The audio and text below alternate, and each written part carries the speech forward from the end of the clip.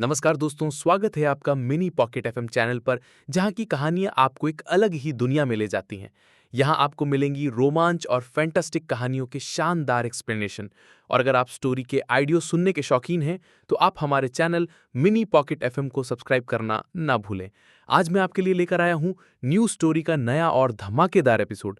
यकीन मानिए, आज का सफर आपको रोमांच और मस्ती से भर देगा। और हाँ दोस्तों, अगर आपने अभी तक हमारी कहानियां YouTube पर नहीं देखी, तो अभी हमारे चैनल को सब्सक्राइब करें ताकि आप कोई भी मजेदार एपिसोड मिस ना करें। ध्यान रहे, ये कहानी पूरी तरह से काल्पनिक है। इसे केवल मनोरंजन के लिए बनाया गया है। इसे असलियत से जोड़ने की कोशिश ना करें। तो चलिए, बिना किसी देरी के शुरू करते हैं आज का ये शानदार एपिसोड। तैयार हो जाइए एक नई और अद्भुत दुनिया में कदम रखने के लिए। Episode 8 seal. जब छोटी लड़की अपने ऊपर लगे सील को नहीं हटा पाती है तो वो अधीर से कहती है, तुम्हारे अंदर मुझसे लड़ने की हिम्मत है तो ये सील हटाकर दिखाओ तो मानूं। लेकिन अधीर सील हटाने की जगह अपने हाथ का मुक्का तैयार करके उसकी ओर बढ़ने लगता है। अपने ओर अधीर को बढ़ते हुए देख वो लड़की डर जाती है और डरते हुए भी बोलती है, देखो, तुम मुझे चोट नहीं पहुंचा सकते। अगर तुमने ऐसा किया तो तुम्हारे लिए अच्छा नहीं होगा। फिर वो बोलते हुए पीछे हटने लगती है, लेकिन अधीर को देखने से ऐसा नहीं लगता है कि रोकने का उसका कोई इरादा है। फिर अधीर उस छोटी लड़की के पास जाकर अपना मुक्का उसको दे मारता है। अधीर को ऐसा करता हुआ देख सब चौंक जाते हैं। किसी को अपनी आंखों पर भरोसा नहीं हो रहा था कि अधीर ऐसा भी कर सकता है, क्योंकि अधीर उसके पास जाकर उसे मारता नहीं है, बल्कि उसके सर को थपथपाने लगता है। अधीर की इस मूव देखकर ही सब शौक थे। उन्हें लगा नहीं था कि वो इसे छोड़ देगा और ऐसे करेगा। उस लड़की के सिर को थपथपाने के बाद अधीर उसकी बात का जवाब देते हुए बोला, ठीक है, मैं तुमको सील से आज़ाद कर दूंगा, लेकिन अभी नहीं। अभी अधीर वहां से जाने के बारे में सोचता ही है कि राहुल उसे रोकते हुए बोलता है, तुम चाहते क्या हो? परंतु अधीर उसकी बातें के नजरअंदाज करते हुए फिर से वहां से जाने लगता है। लेकिन वो लड़की उसके सामने आ जाती है और कहती, तुम ऐसे नहीं जा सकते। तुम दोनों के बीच क्या शिकायत है मैं नहीं जानती हूं, लेकिन ये शाह परिवार का क्षेत्र है और यहां तुम हल्ला या अशांति नहीं फैला सकते हो। उस लड़की की ये बात सुन अधीर चौंककर बोलता है, अशांति? फिर लड़की कहती है, तुम ध्यान से सुनो, यह हमारे इलाके का नियम है कि यहां कोई अशांति नहीं फैला सकता है।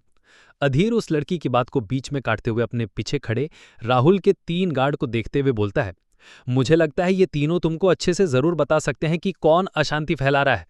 फिर अधीर उनको तिरछी नजर से देखते हुए कहता है, तुम किस मुहूर्त का इंतजार कर रहे हो? जल्दी बताओ यहां क्या हो रहा था।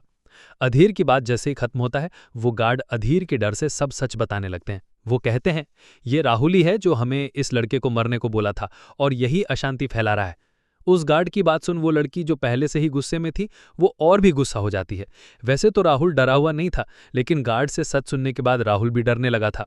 फिर वो खुद को निर्दोष साबित करने के लिए उन गार्ड पर गुस्सा निकाले हुए, तुम ये बकवास बंद करो। फिर वो लड़की राहुल को गुस्से से घूरते हुए बोली, अब बहुत बोल लिया तुमने, झूठ। वो लड़की राहुल पर इसलिए गुस्सा हो रही थी क्योंकि जब अधीर राहुल के कुछ गार्ड को मार देता है तो राहुल डर जाता है और किसी को कॉल करता है, जो और कोई बल्कि शाह परिवार की यही लड़की थी। अधीर कॉल पर बोला कि एक लड़का आपके इलाके में आकर मारपीट कर रहा है। इस बार अधीर आगे बढ़ा और उस लड़की को पीछे कर राहुल से कहता है, चलो अब हम अपना हिसाब कर लेते हैं, तो अब जल्दी से मुझसे माफी मांगो।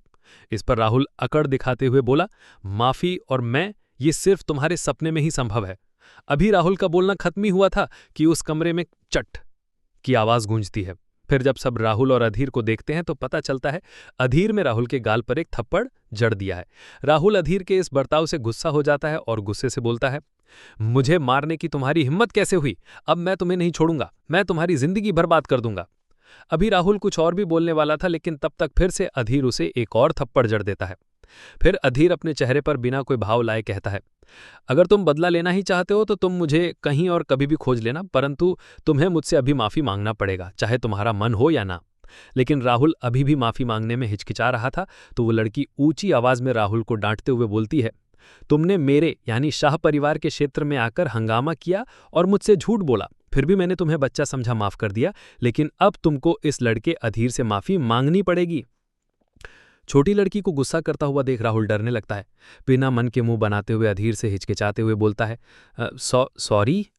अधीर भी अब वहां रुकना नहीं चाहता था, इसलिए बोलता है, ठीक है, चलो जाओ। उसके बाद राहुल गुस्से के साथ कमरे से निकल जाता है। उसके साथ पीछे पीछे देविका भी जाने लगती है। कमरे से बाहर निकलने के बाद वो राहुल को पीछे से आवाज लगाते हुए कहती है, रुको राहुल, मेरे लिए तो रुको। और फिर उसके पास जाकर उसके उस हाथ में डाल के उसके जाने को, लेकिन राहुल उसका हाथ झटक देता है और कहता है, मेरा पीछा करके परेशान मत करो, समझी? राहुल को गुस्सा करता हुआ देख देविका बोलती है, पर मैंने क्या किया जो मुझे डांट रहे हो? तो राहुल भी उसको जवाब देता है और कहता है, तुमने क्या किया? ये आज जो भी हुआ है सब तुम्हारा वजह से हुआ है। फिर राहुल देविका के हाथ को खुद से अलग करता है और जाने लगता है। राहुल को जाता हुआ देख देविका खुद से बोलती है, इसके जैसे हैंडसम और अमीर लड़के को पटाना इतना आसान काम थोड़ी है जो मैं इसे इतने आसानी से जाने दूंगी। देविका अपना पैर जमीन पर पटकती और अधीर को कोसते हुए बोलती है, मैं तुमको बर्बाद कर दूंगी कमीने। अधीर उधर उस कमरे में अभी भी राहुल थे, अंकुश और वो लड़की थी, लेकिन राहुल के जाने के कुछ देर बाद अधीर भी जाने को मुड़ता है और उस लड़की से कहता है, चलता हूं, छोटी लड़की अभी भी मेरी क्लास बाकी है। कहकर अधीर उस कमरे से बाहर निकल जाता है, लेकिन वो लड़की अधीर को पीछे से आवाज लगाते हुए कहती है, बदमाश, जाने से पहले मेरी सील तो हटते जाओ। परंतु अधीर ना ही पीछे मुड़ता है और ना ही कोई जवाब देता है। अधीर के इस रवैये से वो छोटी लड़की और चढ़ जाती है। अभी तक आपने जो सुना वो तो बस एक साधारण शुरुआत थी, लेकिन आगे आपको इस कहानी में बहुत मजा आने वाला है, क्योंकि अब से इस कहानी में अधीर का फनी के साथ खतरनाक लुक को भी जानेंगे। ऐसे ही हमें सपोर्ट करें और अपना प्यार बनाए रखें और हमारे चैनल मिनी पॉकेट एफएम को सब्सक्राइब करें। धन्यवाद।